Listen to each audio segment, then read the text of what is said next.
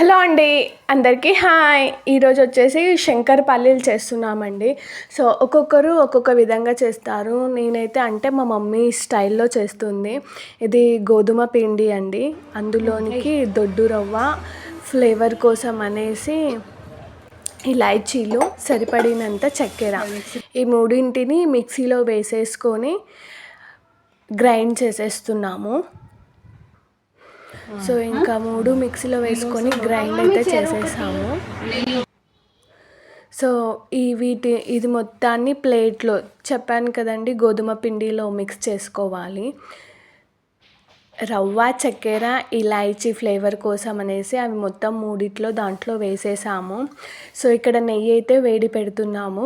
ఈ శంకరపాళిలో ఎంత నెయ్యి వేస్తే అంత టేస్ట్ వస్తుంది.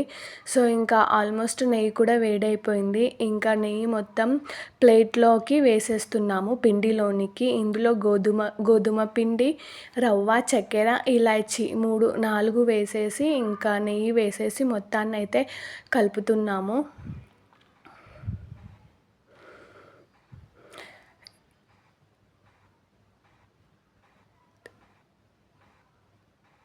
ఇంకా ఆల్మోస్ట్ మొత్తం కలిపాము. సో ఇందులో లైట్గా ఈనో ప్యాకెట్ ఉంటుంది కదా, ఈనో ప్యాకెట్ వేస్తున్నాము పొంగడానికి.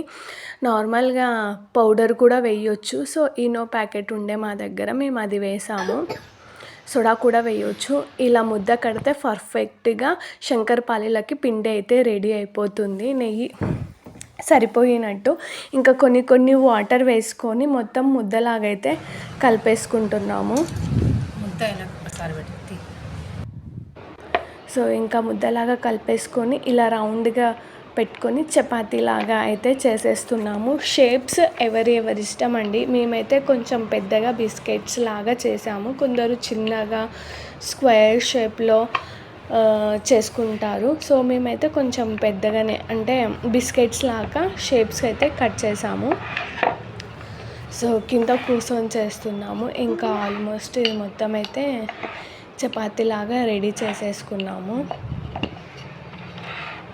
నైఫ్ తీసుకొని నైఫ్తోన కట్ చేస్తున్నాము.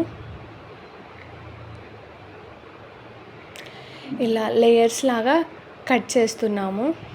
సో నేను చెప్పాను కదా, మేము కొంచెం పెద్ద సైజులోనే బిస్కెట్స్ లాగా ఉండాలి అన్నట్టు మేము బిస్కెట్స్ లాగా పెద్ద సైజులో కట్ చేసాము. ఇందులో ఇంకా చిన్న సైజు కూడా అంటే చిన్నగా కూడా కట్ చేసుకోవచ్చు. సో ఎవరి ఇష్టం వాళ్ళది సైజులో. మేమైతే ఇలా కొంచెం బిస్కెట్స్ లాగా ఉండాలన్నట్టు కొంచెం పెద్దగా కట్ చేసాము. ఇంకా కటింగ్ మొత్తం అయిపోయింది. ప్లేట్లో అయితే వేసేసుకుంటున్నాము. ఇంకా చెప్పాను కదా, నేను కొంచెం పెద్ద సైజులోనే కట్ చేసామనేసి ఇలా కట్ చేసుకున్నాము. ఇంకా ఆయిల్ వేడి పెట్టేసి అందులో ఇంకా ఆయిల్ హీట్ ఎక్కాక ఒకటి వేసేసుకొని డీప్ ఫ్రై అయితే చేసేస్తున్నాము. మనం పిండి కలుపుకునేటప్పుడే మనకి చక్కెర సరిపోయిందా లేదా, ఇలాచీ ఫ్లేవర్ మనకు తెలుస్తుంది. అప్పుడు ఏమన్నా చక్కెర సరిపోకపోతే మళ్ళీ చక్కెర కొంచెం వేసుకొని మిక్సీకి అయితే పట్టేసుకొని అందులో మిక్స్ చేసుకోవచ్చు. సో మేము అప్పుడే చెక్ చేసుకున్నాము. మాకు టేస్ట్కి సరిపడినంత చక్కెర అది మొత్తం సరిపోయింది. ఇంకా లాస్ట్ మొత్తం వేసేసాక వీటిని డీప్ ఫ్రై చేసి అటు ఇటు తిప్పేస్తున్నాము. సో ఇంకా ఆల్మోస్ట్ వేగిపోయాయి. వీటన్నింటినీ తీసేస్తున్నాను. తీసి ఇంకా బౌల్లో అయితే పెట్టేసుకుంటున్నాము. టేస్ట్ మాత్రం చాలా బాగా కుదిరింది. ట్రై చేయండి. ఇంకా తీసి మొత్తం బౌల్లో వేసేసుకుంటున్నాము. ఇంకా మొత్తం పిండి చాలా తడిపాము కదా, ఇంకా అందుకు సెకండ్ రౌండ్లో మళ్ళీ వేసేసాము. ఇంకా తీసేసాము మొత్తం.